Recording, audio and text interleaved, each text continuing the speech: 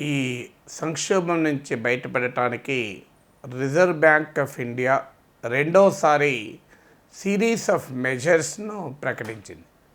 దీని మెజర్స్లో ముఖ్యమైనవి ఏంటంటే, ఒకటి రివర్స్ రెపో రేట్ని తగ్గించారు. 4 పాయింట్స్ ఉన్న దాన్ని 3.75 తగ్గించారు. అలాగే లిక్విడిటీ కవరేజ్ రేషియోను తగ్గించారు.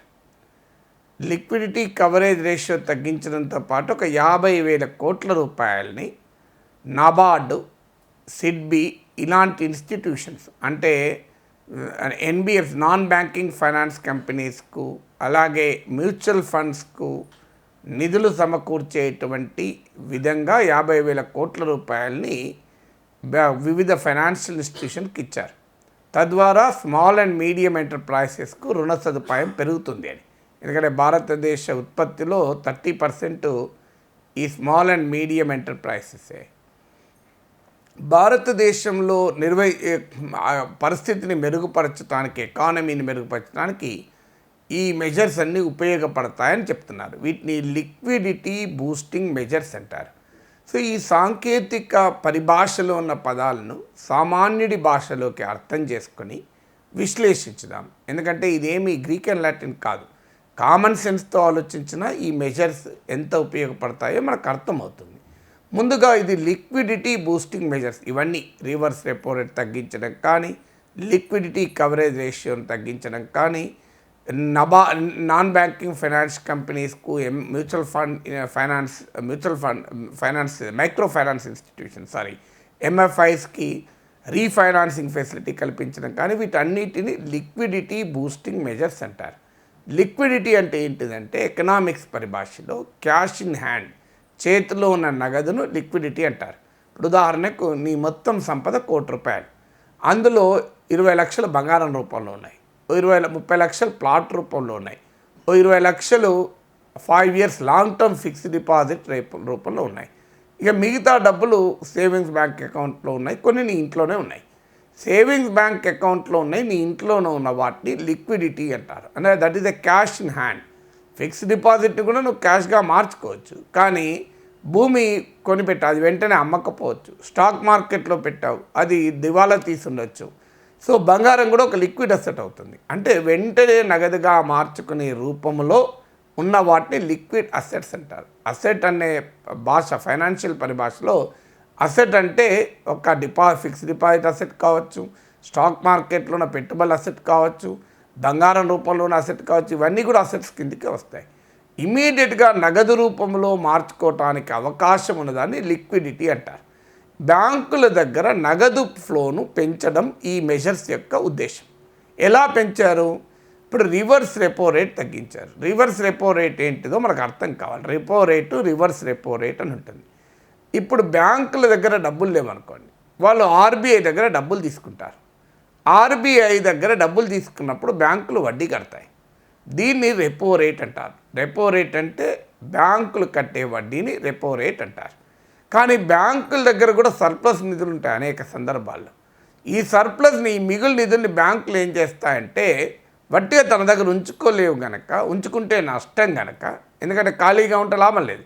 ఎందుకంటే డిపాజిట్ల పైనేమో ఇంట్రెస్ట్ కడతారు, ఖాళీగా బ్యాంకులో ఉంచుకుంటే లాభం లేదు కనుక రిజర్వ్ బ్యాంక్ ఆఫ్ ఇండియా దగ్గర పార్క్ చేస్తారు, అంటే ఆర్బీఐ దగ్గర పెడతారు.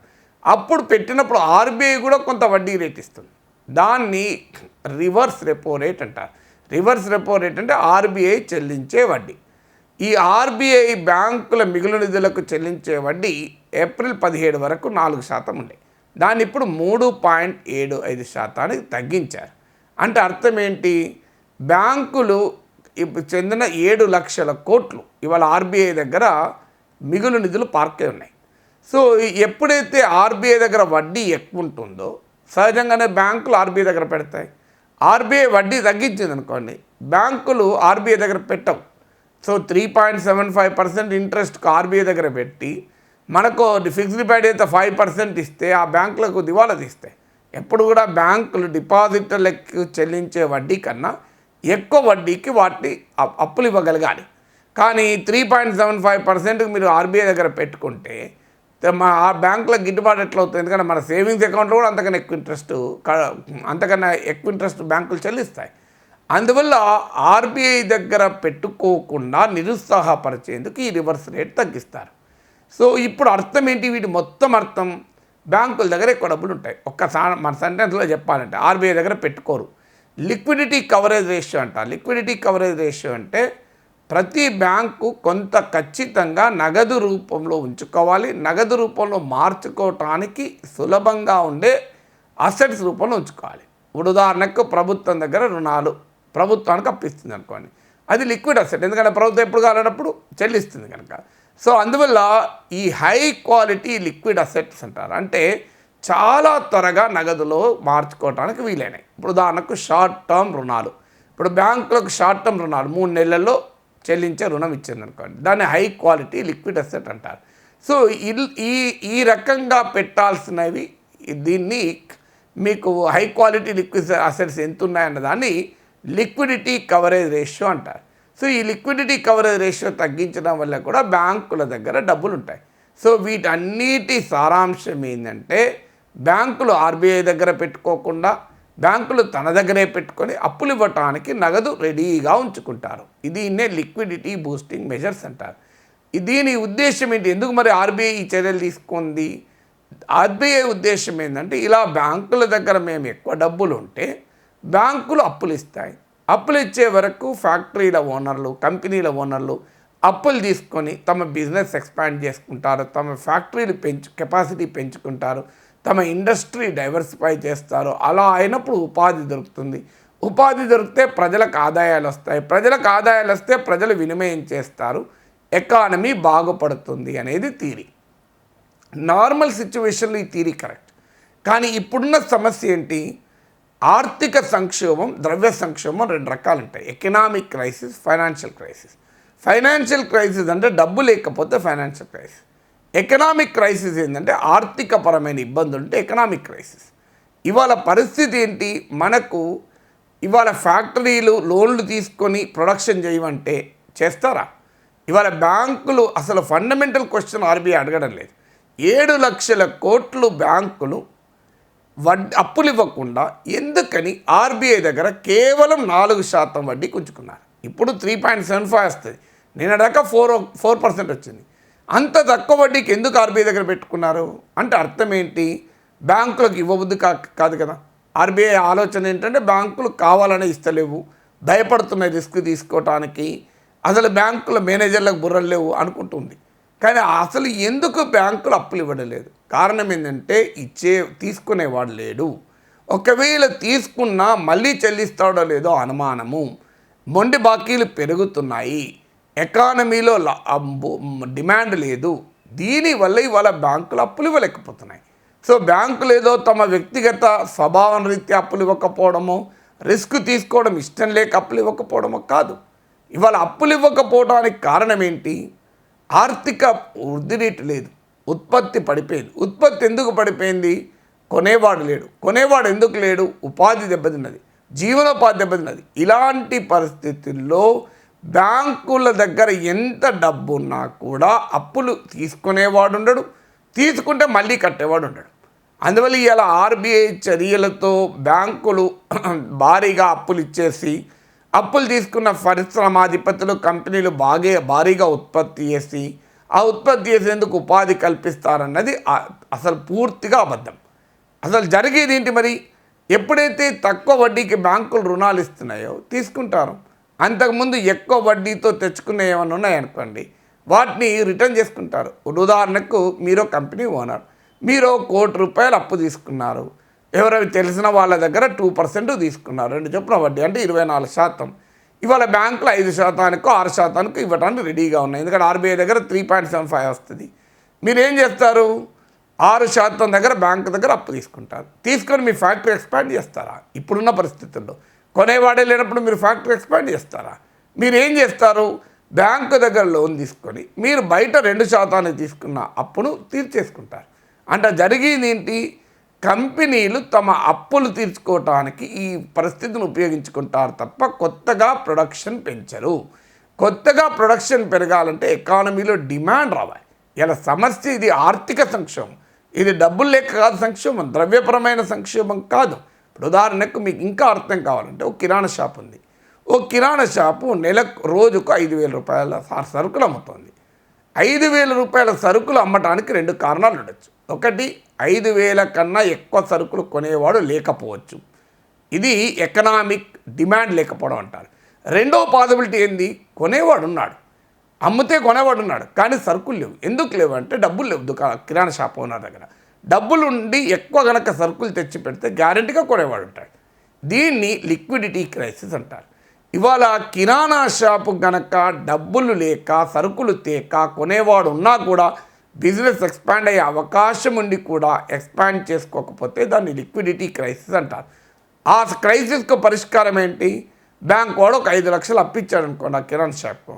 అతను 5 లక్షలతో బేగం బజార్పై ఇంకెక్కువ సరుకులు కొనుక్కొచ్చుకుంటాడు, అవి అమ్ముతాడు. అప్పుడు 3,000 రూపాయలు 5,000 రూపాయలు సరుకుల మీద కాస్త 10,000 15,000 అమ్ముతాడు. అది కిరాణా షాప్ లాభం వస్తుంది. అప్పుడు ఒక మనిషిని పెట్టుకుంటే గుమస్తానికి 4 పెట్టుకుంటాడు. సో ఇది లిక్విడిటీ క్రైసిస్. ఇక ఎకనామిక్ క్రైసిస్ అంటే 5,000 కన్నా ఎక్కువ కొనేవాడు లేడు. కొనేవాడు లేనప్పుడు 5 లక్షలు అప్పు తీసుకొచ్చి అతను దుకాణాన్ని ఎక్స్పాండ్ చేస్తాడా, 4 మనుషులను పనికి పెట్టుకుంటాడా? ఇది కామన్ సెన్స్ చెప్తోంది కదా. అందువల్ల ఇలా ఆర్బీఐ తప్పుడు ఆలోచన ఏంటంటే ఈ కిరాణా షాపు వాడు సరుకులు అమ్మటానికి కొనేవాడు ఉన్నా కూడా అమ్ముతలేడు అనుకుంటున్నాడు. అది నిజం కాదు. కొనేవాడు లేడు. కొనేవాడు ఉండి సరుకులు అమ్మని పరిస్థితి ఏమీ లేదు. అందువల్ల this is a demand crisis, not a liquidity crisis. ఇవాళ డిమాండ్ లేకపోవడం వల్ల సరుకులు అమ్మడం లేదు కనుక ఆదాయాలు తక్కువ ఉన్నాయి, అమ్మడం లేదు కనుక ఉపాధి తక్కువ ఉంది. అందువల్ల ఎకనామిక్ క్రైసిస్ను అర్థం చేసుకోకుండా దాని యొక్క ఫైనాన్షియల్ క్రైసిస్గా భావించి లిక్విడిటీస్ ఆ ప్రాబ్లంగా భావించి లిక్విడిటీని బూస్ట్ చేసినంత మాత్రాన ఎకానమీ బాగుపడదు. జరగబోయేది ఏంటంటే బ్యాంకులకు మొండి బాకీలు పెరుగుతాయి, నాన్ బ్యాంకింగ్ ఫైనాన్స్ కంపెనీలకు మొండి బాకీలు పెరుగుతాయి. మీరు గమనించండి, రాబోయే కాలంలో బ్యాంకింగ్ రంగం మరింత మొండి బాకీల భారాన్ని మోస్తుంది. ఎందుకంటే ఇవాళ బ్యాంకులు భయపడేది అప్పులు ఇవ్వకపోయటానికి అసెట్ క్వాలిటీ బాగలేక, అంటే అప్పులు ఇస్తే అవి రిటర్న్ వస్తాయో లేవో అనుమానంతో ఇవ్వలేకపోతున్నాయి. వాళ్ళు ఇవాళ మీరు బ్యాంకుల మీద ప్రెషర్ పెట్టి ఆర్బీఐ అప్పులు ఇవ్వండి అని ఎకానమీని బాగు చేయకుండా ప్రెషర్ పెడితే జరిగేది ఏంటి, అవసరమున్నా లేకపోయినా మళ్ళీ రికవర్ అవుతుందో లేదో తెలియకుండా బ్యాంకులు అప్పులు ఇస్తాయి, మొండి బాకీలు పెరుగుతాయి. కార్పొరేట్ రంగం బ్యాంకులను దగ్గర అప్పులు తీసుకొని తమ ఇతరత్ర ఖర్చులు పెట్టుకుంటారు, తమ ఇతర అప్పులు తీర్చుకుంటారు. కానీ ఆ తర్వాత మొండి బాకీలుగా మారిపోతాయి, దివాలా తీస్తాయి. బ్యాంకుల యొక్క ఫైనాన్షియల్ సిచ్యువేషన్ వరస్ట్ కావటానికి ఆర్బీఐ లిక్విడిటీ బూస్టింగ్ మెజర్స్ ఉపయోగపడతాయి. అంతకన్నా ముందు చేయాల్సింది అంటే ఎకానమీ డెవలప్ చేయండి, డిమాండ్ పెంచండి. 5,000 రూపాయల సరుకులు కాదు 20,000 రూపాయల సరుకులు కొనేవాడిని సృష్టించండి. అది సృష్టించిన తర్వాత మీరు కిరాణా షాప్ వాడికి 5 లక్షలు లోన్ ఇప్పియండి. ముందుగా లోన్ ఇస్తే ఆడ కొనేవాడు లేకపోతే అతను దివాలా తీస్తాడు, 5 లక్షల సరుకులు చేస్తాడు, 3 గుమస్థానం పెట్టుకుంటాడు. కొనేవాడు లేకపోతే షాప్ మూసుకోవాల్సి వస్తుంది, షాప్ మరింత క్రైసిస్లోకి పోతుంది. లేదా షాప్ వాడు నేను కట్టలేనంటే బ్యాంక్ వాడు దెబ్బతింటాడు. సో ఇది మరింత క్రైసిస్ను పెంచే చర్యలే తప్ప ఎకనామిక్ని ఉపయోగపడటానికి ఏ రకంగానూ బాగుపడవు. ఏదో కొంత మేరకు లిక్విడిటీ అవసరం ఉన్న చోట ఉపయోగపడతాయేమో, కానీ అల్టిమేట్లీ డిమాండ్ బూస్ట్ కాకుండా నగదు ప్రవాహాన్ని పెంచినంత మాత్రాన ఉపయోగం లేదు. నేను మళ్ళీ చెప్పేది ఒక కిరాణా షాప్ ఉదాహరణ. 5,000 రూపాయల సరుకులు కొనేవాడు కూడా లేని టైంలో నువ్వు బ్యాంక్ లోన్ ఇచ్చి ఎక్కువ సరుకులు తెప్పించి ఎక్కువ మంది గుమస్తాలు పెట్టి దుకాణాన్ని ఎక్స్పాండ్ చేస్తే దివాలా తీస్తారు. దానికన్నా ముందు 20,000 సరుకులు అమ్ముడుపోయేలా మనుషులను సృష్టించండి, కొనుగోలుదారులు క్రియేట్ చేయండి. ఆటోమేటిక్గా అప్పుడు రుణాలు ఇవ్వండి. అప్పుడు షాపు బాగుపడుతుంది, ఎంప్లాయ్మెంట్ బాగుపడుతుంది, ఎకానమీ బాగుపడుతుంది.